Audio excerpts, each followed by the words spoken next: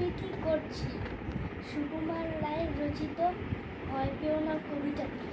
ভয় পেও না, ভয় পেও না, তোমায় আমি মারব না।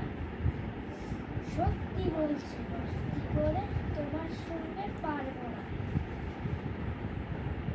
গুড, এই তো হয়ে গেছে। আরেকবার দেখি, সুন্দর করে জোরে বলো দেখি। আসসালামু আলাইকুম। জোরে বলো, আমার থেকে জোরে বলতে হবে। বলো দেখি, আসসালামু আলাইকুম। আসসালামু আলাইকুম। আবৃত্তি করছি সুকুমার রায়ের রচিত ভয় পেও না কবিতাটি। ভয় পেও না, ভয় পেও না, তোমায় আমি মারব।